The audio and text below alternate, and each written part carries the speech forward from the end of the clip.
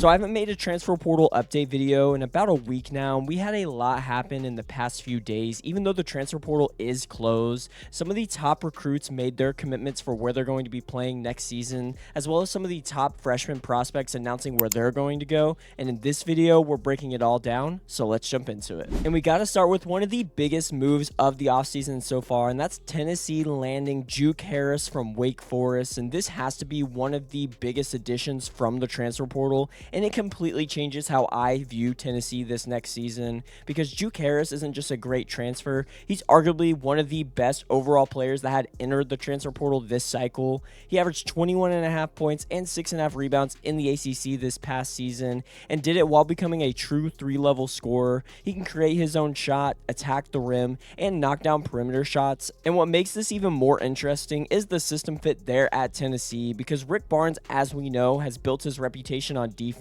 but this roster is clearly shifting toward more offensive firepower this season. And if Tennessee can maintain a top-tier defense like we're accustomed to, while keeping Juke Harris and the others playing extremely well on the offensive end like I think they will, this team has a legitimate path to being one of the most dangerous teams in the entire country next season. But Florida is another team that just made a recent move in the transfer portal, and that's because they got a commitment from Domen Petrovic, who is one of the most efficient and under-the-radar additions of the entire offseason, in my opinion. Petrovic is 6'9", and he brings a rare blend of size, skill, and production that should immediately translate to the college level coming from overseas. He averaged around 16 points, nearly 7 rebounds, and over 3 assists per game while shooting elite percentages, as he was over 55% from the field and around 40% from the three, which is going to be huge for this Florida front court. And that level of efficiency is incredibly valuable, especially for a forward who can also facilitate offense when needed. And what stands out to me most is his feel for the game, because he can process things quickly, makes the right reads, and fits perfectly into a modern offensive system built on spacing and versatility, which is something that Florida desperately needs. And Todd Golden is building a roster that prioritizes this skill across his positions, and I truly think Petrovic is a perfect example of that, and someone that's going to play really solid minutes for the Gators this next season. But maybe one of the biggest moves in the portal was Paul McNeil deciding to stay at NC State, because this might be just as impactful as any transfer addition this offseason, and it's a huge win for the Wolfpack. He led the ACC in three-point percentage this past season at over 42%, while averaging nearly 14 points per game, which makes him one of the most dangerous shooters in the conference. His ability to space the floor changes how defenses have to guard NC State, which will help open up driving lanes and create better offensive flow for the rest of the team. But beyond just his numbers, it's the stability that matters here most to me, because there have been 3 coaches in 3 years there at NC State, and he still chose to stay, which says a lot about his trust in the program. And McNeil gives NC State a reliable scoring option, a veteran presence there in the program, and a player that they can build around offensively. But they also got a commitment from Darius Adams from Maryland, and he is a big guard with upside who flashed scoring ability at Maryland and could break out in a bigger role there as a sophomore with the Wolfpack. But Louisville also got another offseason addition, and this time it was out of high school, and that's in 7-foot 5-star prospect Obinna Ekezie Jr., who is reclassifying to play immediately for the Cardinals, which means Louisville gets elite upside right away there in the front court. And to me, what makes Ekezie so intriguing is his versatility, because he's not just a traditional back to the basket kind of big. He has the ability to play both the 4 and the 5, which allows for lineup flexibility and different offensive looks, especially there alongside Flory Badunga in the front court. He brings real length, athleticism, and long-term star potential for Louisville. And when you combine that with the rest of this Louisville roster that they have built, it's clear that they're not just trying to compete, but rather that they're trying to win at a high level immediately. And this move solidifies their front court as one of the better ones in the ACC and raises their overall ceiling significantly to me. And don't forget that this team also added in Gabe Dines, who is a 7-footer from USC, which will provide some additional rim protection and defensive depth there in the Louisville interior. And then they also added Deshane Montgomery, who is a proven scorer that should bring experience and offensive production to balance their roster. And all in all, it looks like Pat Kelsey is one of the biggest winners of the offseason so far. And if we're talking about high impact freshmen, we also have to call out Tyran Stokes, who made his commitment to Bill Self and the University of Kansas. And Tyran Stokes is the type of commitment that completely shifts the direction of a program, and that's exactly what the Jayhawks needed. Stokes was the #1 player in the country out of high school, and landing him instantly gives Kansas a true centerpiece to build around for next season. At 6'7", he plays like a jumbo guard with the ability to handle the ball, attack the rim, create offense, and also can defend multiple positions. He's incredibly versatile and thrives in high usage roles, which is exactly how I assume Kansas will utilize him with their roster next season. And just weeks ago, Kansas looked like they were losing their identity with multiple departures in the portal, but now they have a clear focal point once again in Tyran Stokes. And when you land a player like him, you build your system around him, and with Bill Self leading the way, this instantly puts Kansas right back into the national conversation to me. And another soon-to-be freshman I wanted to call out is Miikka Muurinen, who announced he will be committing to John Calipari and Arkansas. Muurinen, it might be one of the most intriguing and high upside prospects in this entire freshman class. He's nearly 7 feet tall, but moves like a wing, which immediately makes him a mismatch problem. Offensively, he thrives in transition, finishes above the rim, and brings versatility in pick-and-roll situations where he can both roll, pop, and even attack off the dribble. He also shows flashes of perimeter skill, which makes him even more dangerous in a modern system like John Calipari's there at Arkansas. And defensively, he's also good as well because he uses his length to block shots, contest passes, and create turnovers. And Arkansas is clearly building around their youth and athleticism, but Muurinen is a huge addition to this Arkansas front court that really needed it. And then you got another highly touted freshman in Dylan Mingo, who announced his commitment to Scott Drew and Baylor after decommitting from North Carolina after they had fired Hubert Davis. And Mingo is a major addition for the Bears because this is a player who can impact the game in multiple ways from day one. At 6'5", he has a near 6'10" wingspan and brings elite positional size to the point guard position. And what really stands out to me is his feel for the game because he operates well in pick and roll situations, reading defenses, and making smart decisions with the ball. And that level of processing is advanced for a player his age, but he also brings upside on the defensive end because of his length and ability to guard multiple positions. And his three-point shot definitely needs consistency, and that's going to be huge for him to take the next step in his development.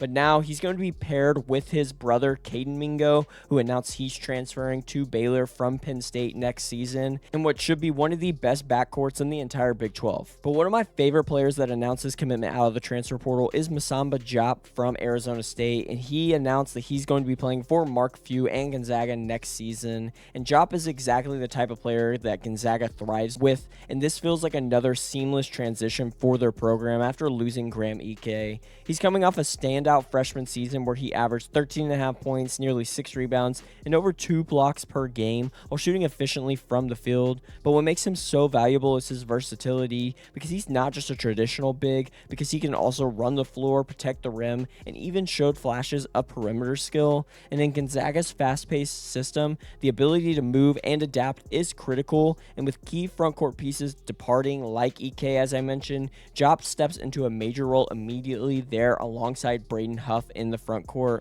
And this isn't just a replacement, but it should be a continuation of Gonzaga's ability to develop and maximize talented big men, and I think he's going to be one of the best big men in all of the new Pac-12 next year. But North Carolina is another school that landed a big front court piece, and that's Sayon Keita, who was an international prospect. And Keita gives North Carolina a foundational piece there in the interior, and is a move focused on both immediate impact and long-term upside for the Tar Heels.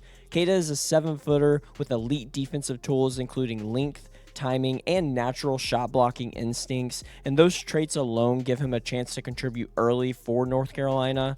Offensively, he's definitely still developing, but that's expected given his background playing internationally. And what matters most is his physical profile and defensive presence. And UNC is clearly prioritizing size and rim protection with the addition of Keita, and he fits that vision perfectly. And if he develops even moderately on the offensive end, he becomes a very impactful two-way player for the Tar Heels, and this should be a high upside addition that could pay off in a big way over time for Mike Malone. But North Carolina didn't stop there because they also added Cade Bennerman from Northwestern, and Bennerman is also a long-term developmental big who provides front court depth and future upside within North Carolina's system. But North Carolina's rival Duke also landed a huge addition there in the front court as well in Joaquim Boumtje. And Boumtje is obviously an international prospect as well, but he's one of the most fascinating long-term prospects in this entire class, and Duke continues to get elite upside players like him. Boumtje is nearly 7 feet tall, incredibly skilled, and still just 16 years old as he turns 17 later on this month. But that combination is extremely rare because he can also handle the ball, pass, shoot, and operate in the post, giving him a very advanced offensive skill set for his age. And of course, he will need time to develop physically and adjust to the college level, but the long-term potential is enormous, and I do think he's going to be a contributing piece this season for the Blue Devils. But this is the type of player who could eventually become a high-level NBA prospect, especially since he will have to spend at least 2 seasons in college basketball before going to the NBA draft. And with this one, Duke isn't just thinking about next season, but he should be a part of their sustained success long term. But the Blue Devils didn't stop there because they also added Jacob Theodo, who is a proven guard scorer, which will help add depth, experience, and immediate offensive production to an already loaded Duke backcourt. Kentucky is another team that made some important portal additions in Justin McBride and Jerome Morton. For Justin McBride, he is a key addition for the Wildcats because this is exactly the type of player they needed on the wing in Mark Pope's system. He averaged over 15 points per game while shooting around 40% from 3 this past season and showed both scoring ability and efficiency there. And what makes him so valuable is his versatility because he can stretch the floor, attack inside, and play with physicality, which gives Kentucky a more balanced offensive approach, and he doesn't need high usage to be effective, which makes him easy to integrate into different lineups, and his efficiency definitely stands out to me, and I think he's a plug-and-play player who should immediately contribute and help raise Kentucky's offensive ceiling heading into next season, which is something they desperately needed after missing out on a lot of players in the portal. But then there's also Jerome Morton, who announced his commitment to Mark Pope and the Kentucky Wildcats, and Morton is actually a Lexington native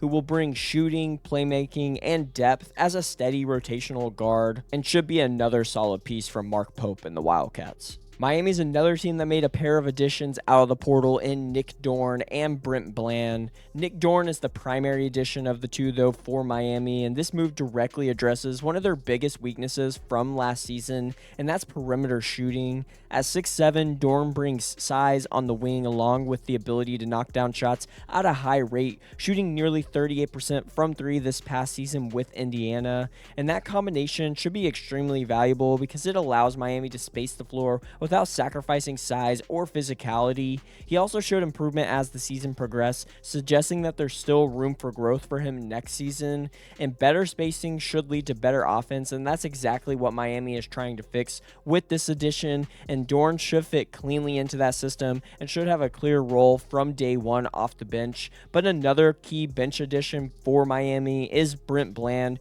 who is a high volume shooter who made nearly 83s last season and should boost Miami's perimeter scoring depth even more. But one of the more intriguing players out of the portal for me is Joson Sanon from St. John's, and he announced that he's committed to Ross Hodge and West Virginia, and he's one of the most intriguing breakout candidates to me in the portal, and this move to West Virginia gives him a real opportunity to take that next step in his play. He's a 6'5" guard who has shown flashes of high-level scoring ability throughout his career, especially with his time as a freshman at Arizona State, but consistency has always been the missing piece. But now he enters a situation where he should have a more defined role and more offensive freedom with the Mountaineers, and that matters for a player with his skill set. He can create his own shot, score at multiple levels, and has the ability to take over games when he gets hot. And in a conference like the Big 12, versatile guards like this can thrive if they find a rhythm, and this feels like a perfect opportunity for a breakout on a team that has definitely not been quiet when it comes to the transfer portal. And lastly, there's Kennard Davis Jr., the transfer from BYU, who announced his commitment to Missouri. And for me,